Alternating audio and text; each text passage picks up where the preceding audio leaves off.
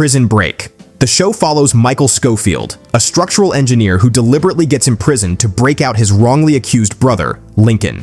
Across seasons, Michael's plans grow more elaborate, pulling in allies, enemies, and government conspiracies. In the 4th season, Michael's health deteriorates due to a brain tumor, and he ultimately sacrifices himself to ensure Sarah and their child can escape safely. His death is presented as final, complete with a gravesite and mourning from the core characters. But in the revival season, it's revealed that Michael is alive, having faked his death as part of a covert deal with a shadowy government program.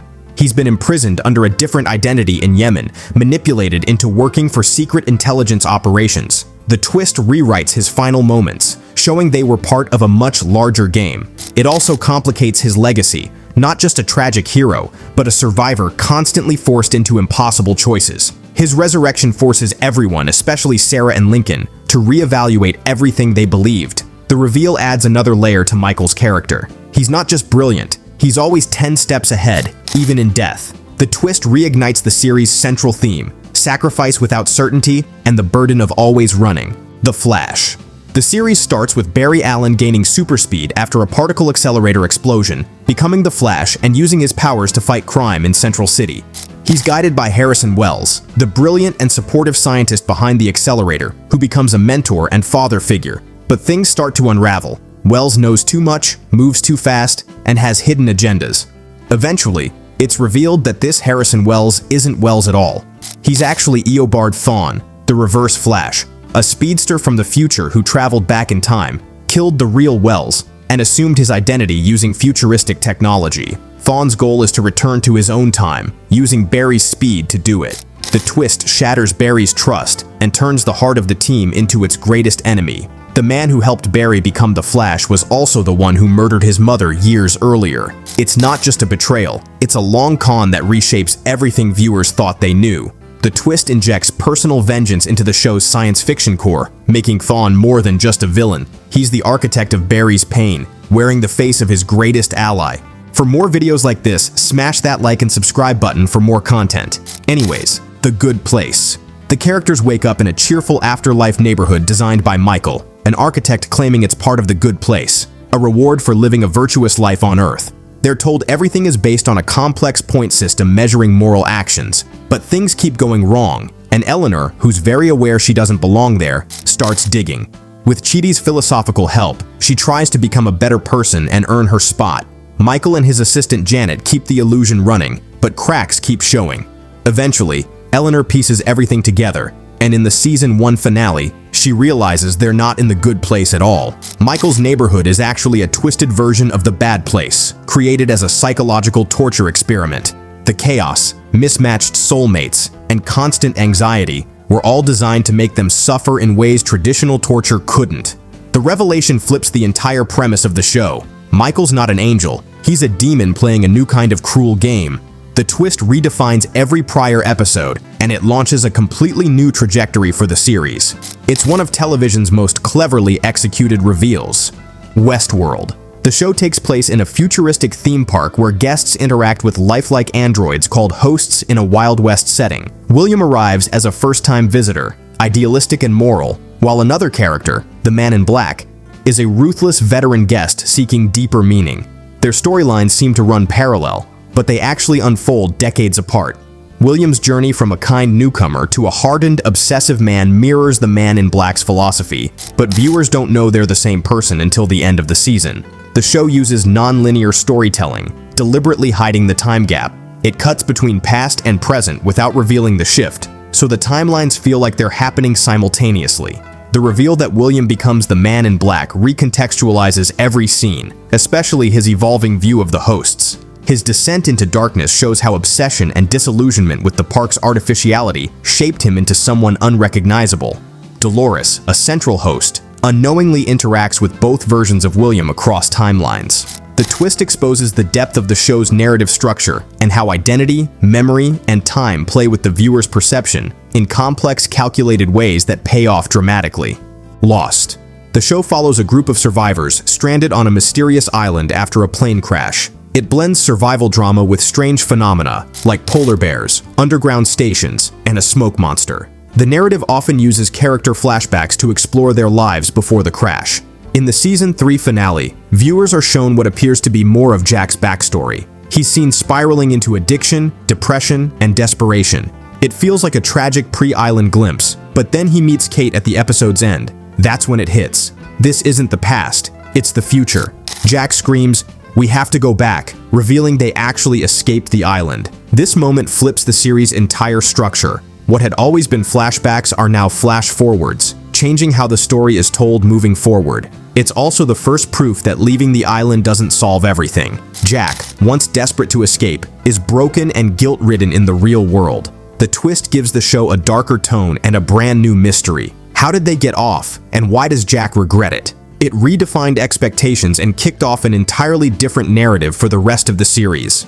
Money Heist. The series begins with the professor assembling a group of criminals to execute an elaborate heist on the Royal Mint of Spain. Berlin, the group's flamboyant and controlling second-in-command, comes off as a cold, arrogant strategist with little regard for emotional connections. He's bold, calculated, and often clashes with others, making his role feel purely operational. But as the story progresses, it's revealed that Berlin is actually the professor's older brother. The twist shifts the entire context of their relationship. What once seemed like detached leadership now reads as deeply personal. Their trust, their arguments, and even the decision to include Berlin despite his terminal illness, all gain emotional weight.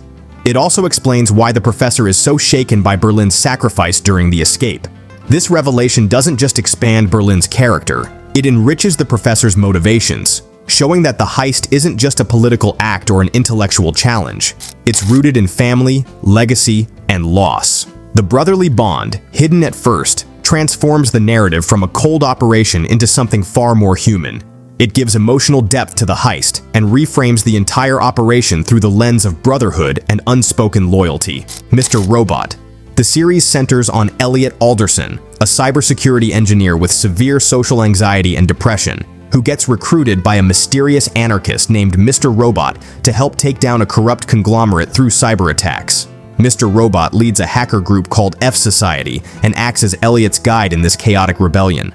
But throughout the season, strange gaps in Elliot's memory, inconsistencies in Mr. Robot's interactions with others, and an unstable sense of reality build suspicion. Eventually, Elliot learns that Mr. Robot isn't a real person at all.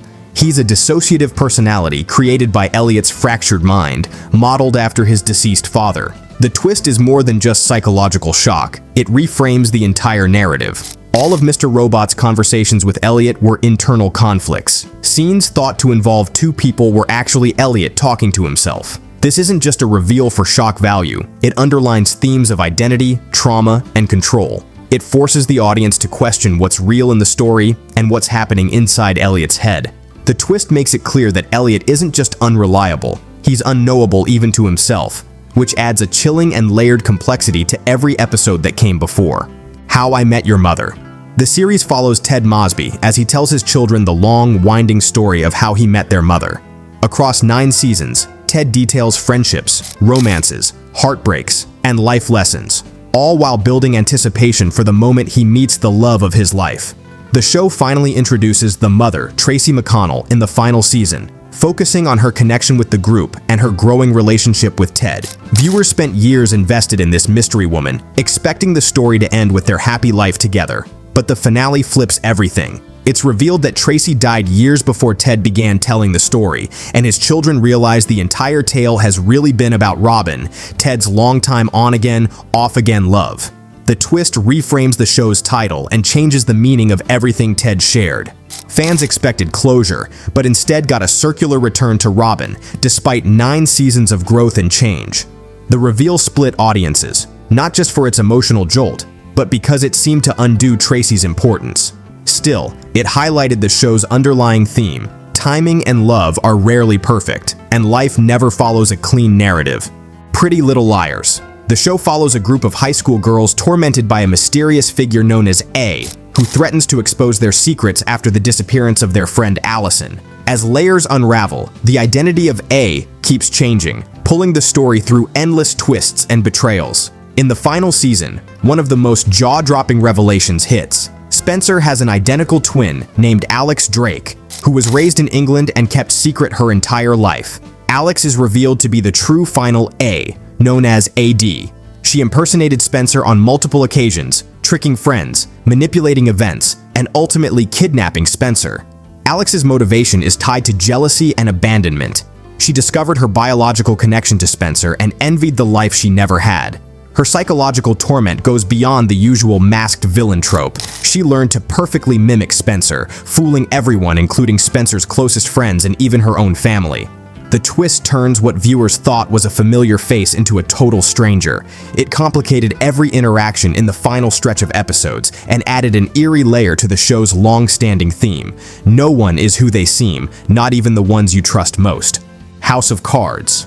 The show revolves around Frank Underwood, a cunning and ruthless politician who manipulates his way up the ranks of Washington power.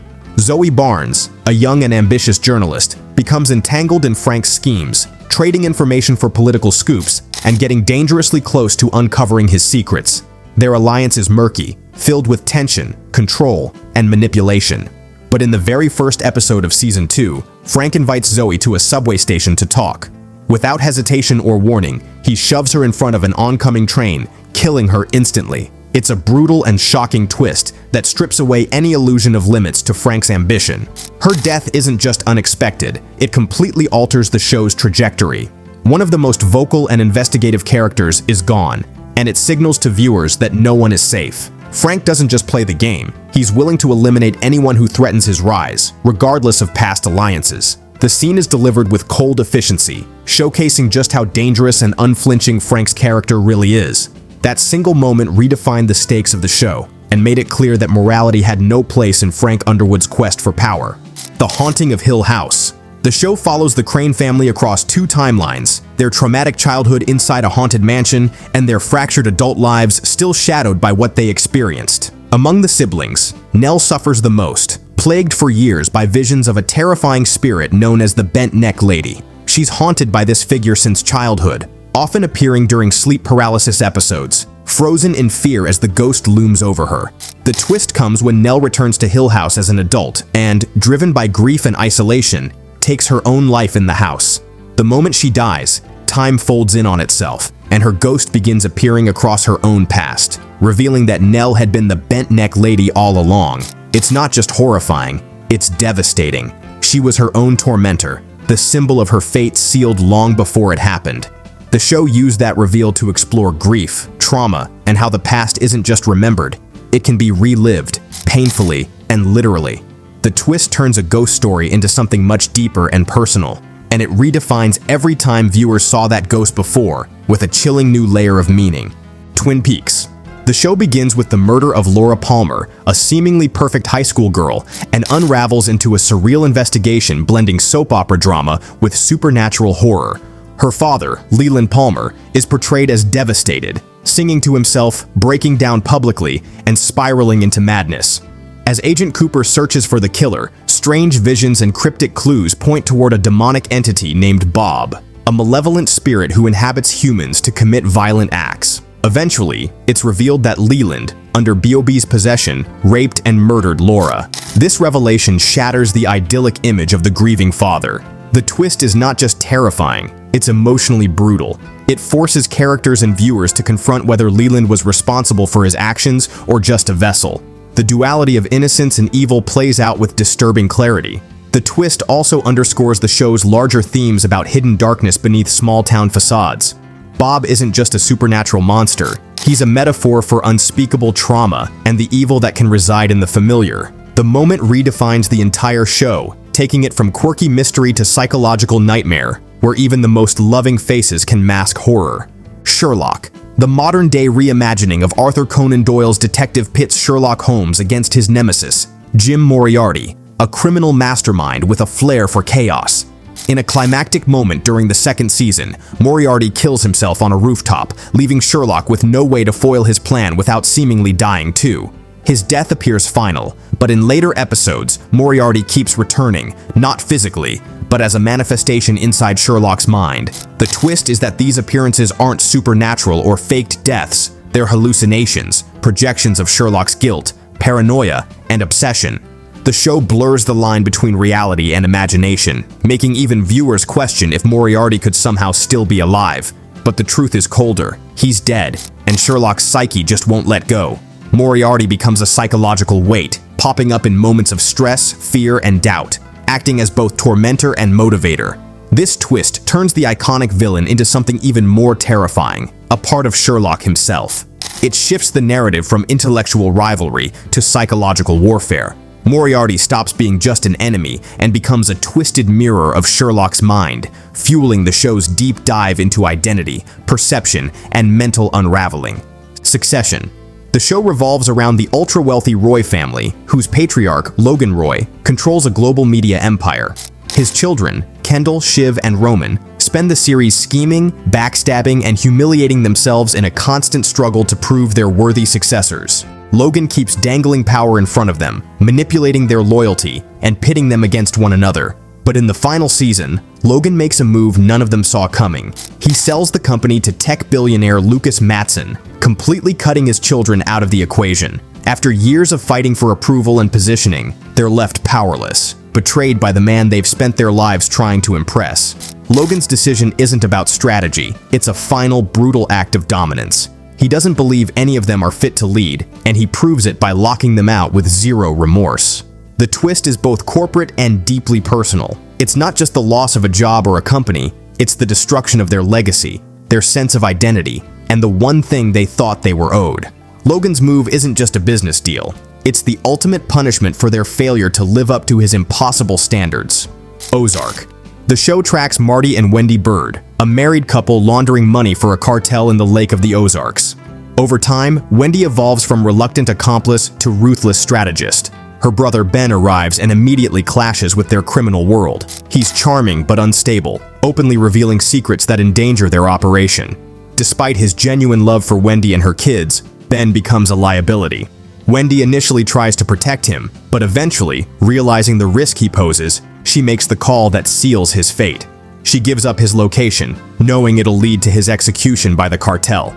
It's a devastating decision that shifts the show's moral center. Marty, who's long been seen as the calculating one, is horrified.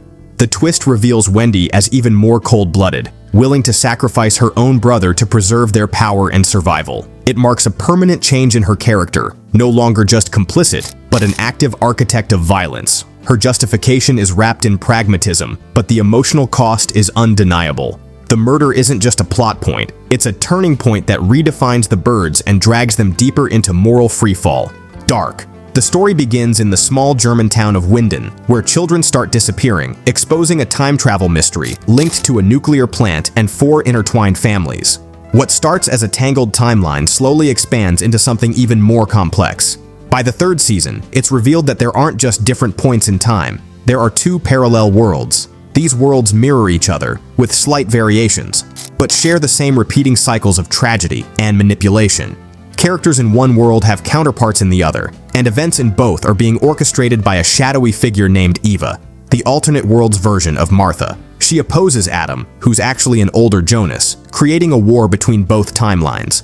The twist shows that all the pain, death, and looping timelines aren't just the result of broken time. They're symptoms of a deeper cosmic knot created by both worlds' interference. The existence of these dual realities forces every character's identity and choices into question.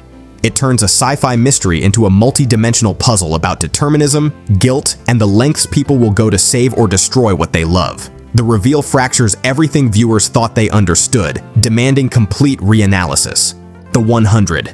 The series begins with 100 juvenile delinquents sent from a dying space station to a post-apocalyptic Earth to see if it's habitable.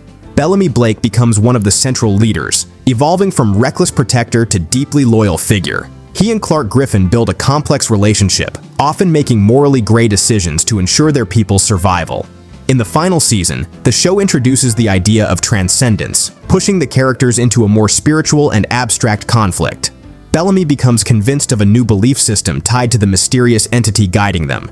His shift puts him at odds with the group, but it's still shocking when Clark shoots and kills him. The moment isn't framed as a grand betrayal. It's quiet, personal, and devastating. She claims it's to protect Maddie, who's targeted by those seeking access to her mind.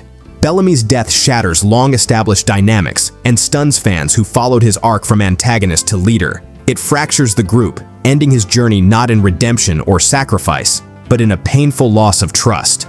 The twist forces the characters to confront just how far they've fallen from who they once were and what survival has truly cost them. The show follows Joe Goldberg, a charming but deeply disturbed man who stalks and murders those who threaten his romantic obsessions. In Season 2, Joe moves to Los Angeles for a fresh start and meets Love Quinn, who appears to be a kind, quirky chef with a complicated past. As Joe tries to suppress his darker urges for her, he slowly believes he's found someone who could accept him completely.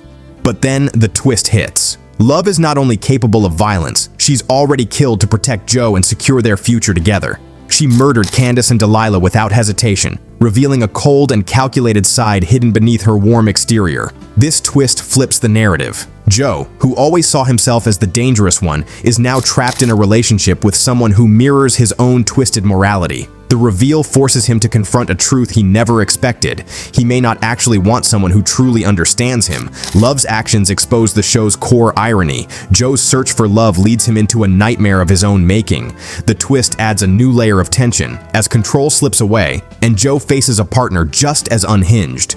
The Mandalorian. Set after the fall of the Empire, the series follows Din Djarin, a lone bounty hunter tasked with protecting a mysterious Force-sensitive child named Grogu. Throughout the second season, Din searches for a Jedi to train Grogu, crossing paths with familiar faces like Ahsoka Tano and Bo-Katan. But in the season finale, the stakes skyrocket when Moff Gideon's Dark Troopers trap the heroes on a cruiser. Just when escape seems impossible, a lone X-Wing arrives. A hooded figure slices through the droids with a green lightsaber and unmatched precision. Then the reveal. It's Luke Skywalker. De-aged and silent, he takes Grogu, promising to train him in the ways of the Force. The twist was never teased, marketed, or leaked, making it one of the most jaw-dropping moments in the franchise's streaming era. Luke's entrance connects the series directly to the original trilogy, reshaping the show's timeline significance. His arrival is more than fan service. It marks a turning point for Grogu's journey and leaves Din facing the emotional cost of their bond. The appearance expands the show's reach, bridging generational storylines and grounding its mythology with a single, unforgettable entrance. Better Call Saul. The series traces Jimmy McGill's transformation into Saul Goodman, the slick lawyer viewers first met in Breaking Bad. His older brother Chuck, a respected attorney, views Jimmy as unworthy of the legal profession. Chuck suffers from a psychological condition he believes is electromagnetic hypersensitivity, isolating him and feeding his contempt. Their relationship is fraught with rivalry, passive aggression, and legal sabotage. Chuck goes as far as orchestrating Jimmy's suspension from practicing law, believing he's protecting the system. But after a public courtroom humiliation and forced retirement, Chuck spirals. In a quiet, devastating sequence, he intentionally kicks over a lantern in his paper-filled home, setting it ablaze and ending his life. The twist isn't in the act itself, it's in what it reveals. Chuck's death exposes the fragility behind his superiority and how deeply he feared becoming irrelevant. For Jimmy, it becomes a turning point. Rather than mourning, he suppresses emotion and begins shedding the last traces of his former self. Chuck's suicide isn't just a tragic end. It's the moment that breaks the final emotional tether holding Jimmy back. It accelerates his shift into Saul, not through rage or revenge, but through emotional detachment and self-preservation. Homeland. The series begins with Marine Sergeant Nicholas Brody returning home after 8 years in captivity. He's hailed as a war hero, but CIA officer Carrie Matheson suspects he's been turned by terrorists. The early episodes build tension by constantly shifting doubt. Brody acts suspiciously, but nothing definitive proves he's a traitor. The narrative plays with ambiguity, making the viewer question Carrie's judgment just as much as Brody's motives. But eventually, it's confirmed. Brody was turned by Abu Nazir, a terrorist leader, and is part of a complex plot targeting the United States. The twist lands hard because of how carefully the show masked his intentions with emotional moments, family scenes, and internal conflict. He's not cold-blooded, he's tormented, manipulated, and pulled by divided loyalties. His betrayal isn't revealed with a dramatic confession, but through a layered unraveling of events, revealing hidden agendas and covert alliances. The reveal changes the stakes completely. Homeland shifts from a psychological thriller into an intricate examination of trust, ideology, and patriotism. Brody's dual identity challenges viewers to grapple with moral complexity, as his transformation isn't purely villainous, but rooted in trauma and grief, making the betrayal feel personal rather than political. Desperate Housewives. The show opens with the sudden suicide of Mary Alice Young, a seemingly perfect suburban mother living in the idyllic Wisteria Lane. From beyond the grave, she narrates the lives of her friends and neighbors, offering insight into their secrets and choices. At first, her death seems mysterious, but not suspicious. As the season unfolds, though, it's revealed that Mary Alice's past was far darker than anyone knew. Years earlier, she and her husband Paul had illegally adopted a baby from a drug-addicted woman. When the woman tracked them down and threatened to expose them, Mary Alice killed her to protect the secret. That murder eventually caught up with her, not through the law, but through blackmail and guilt. Overwhelmed by fear and remorse, she took her own life. The twist redefines the show's entire tone. Mary Alice isn't just a passive observer. She's the origin of the series' central mystery. Her calm, knowing narration masks a deeply troubled past, and her actions set off the chain of events that fuel the entire first season. The reveal adds a haunting irony. The woman guiding the audience through others' secrets was hiding the darkest one all along: the leftovers. The show centers on the emotional aftermath of a global event where 2% of the world's population vanishes without explanation. It's not about solving the mystery. It's about grief, faith, and how people cope with the unknown. Nora Durst loses her entire family in the departure and becomes obsessed with understanding what happened. In the final episode, years later, she tells Kevin that she entered a machine designed to transport people to where the 2% went. According to her, it worked. She arrived in a mirror world where she was the one who vanished, and the remaining 98% lived without her. She claims she couldn't stay, so she built a machine to return. But there's no proof. The story is only hers, told calmly and without embellishment. Kevin believes her, but the show never confirms if it's true. The twist isn't in the possibility of another universe, it's in the ambiguity. It forces viewers to decide what matters more, truth or belief. Nora's story offers closure, but it might also be fiction born from pain. The show ends not with an answer, but with the trust between two people, leaving certainty just out of reach. Blacklist. The series begins with Raymond "Red" Reddington, a notorious criminal who mysteriously surrenders to the FBI and offers to help catch other criminals, but only if he can work exclusively with profiler Elizabeth Keene. As the show unfolds, the bond between Red and Liz grows deeper, hinting at a shared past. Red claims to be her father, but his actions and secrets suggest otherwise. Eventually, the twist is revealed. This man is not the real Raymond Reddington at all. The original died decades earlier, and the current Red assumed his identity. His true origin is tied to a deeper conspiracy involving Liz's mother, Katerina Rostova. The man known as Reddington was once someone else entirely, likely a former KGB agent connected to Katerina, who underwent surgery and manipulation to become Red. This revelation turns the series' foundation upside down. Every relationship, every action, every secret gets reinterpreted through the lens of this deception. The man guiding Liz, protecting her, and shaping her life was not who he claimed to be, adding another layer of betrayal and complexity. The twist reshapes the entire narrative, showing that identity in this world is never simple. It's built on lies, loyalty, and survival. If you like these videos, smash that like and subscribe button for more.